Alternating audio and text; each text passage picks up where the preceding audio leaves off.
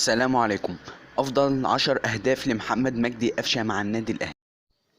الهدف الأول: القضية ممكن أمام نادي الزمالك في نهائي دوري أبطال أوروبا في الدقيقة 85 من عمر اللقاء.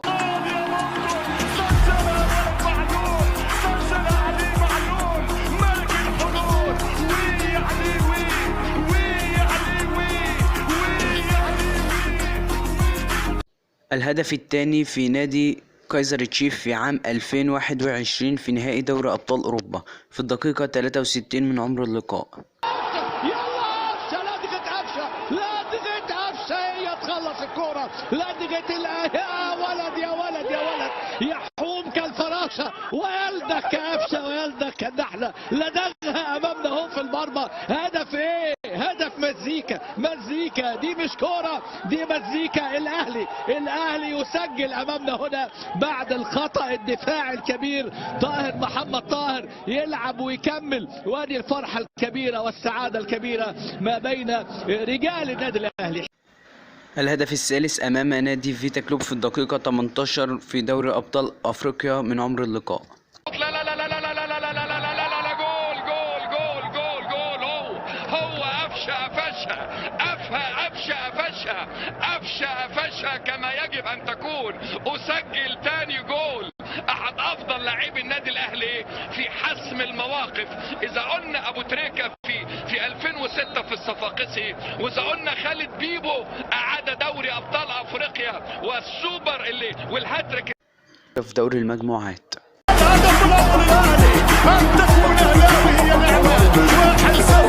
1-0 الأهلي، الأحمر يسجل عن طريق قفشه يسجل 1-0. الهدف السادس بعنوان صديق الأمس منافس اليوم. هدف مجدي قفشة أمام ناديه السابق نادي بيراميدز في الدقيقة 46 من عمر اللقاء في الشوط الثاني، المباراة التي انتهت بنتيجة 3-0 للنادي الأهلي. لنادي الأهلي في الدقيقة الثانية من عمر الشوط الثاني بقدم النجم الهدف السابع أمام نادي الاتحاد السكندري في كأس مصر، الهدف العالمي، المباراة التي انتهت بنتيجة 2-1 للنادي الأهلي في الدقيقة 72 من عمر اللقاء. هو معشوق الأهلاوية محمد مجدي قفشة، تصويبة صاروخية قوية دانة غير عادية، بوم في مرمى الاتحاد السكندري محمد مجدي قفشة. الهدف السابع أمام نادي فاركو في الدوري المصري الموسم الحالي، المباراة التي انتهت بنتيجة 4-1 للنادي الأهلي. سلام يا سلام لهاني، عرضية الأهلي نصب السيرك، ابعدوا عنه. الهدف الثاني في دوري أبطال أفريقيا أمام نادي الهلال السوداني، أول هدف للنادي الأهلي على أرض الهلال. أول هدف للأهلي في التاريخ على الهلال.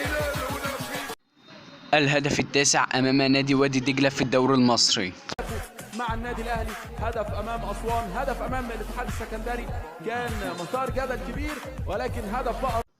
الهدف التاسع أمام نادي طلائع الجيش في الدوري المصري.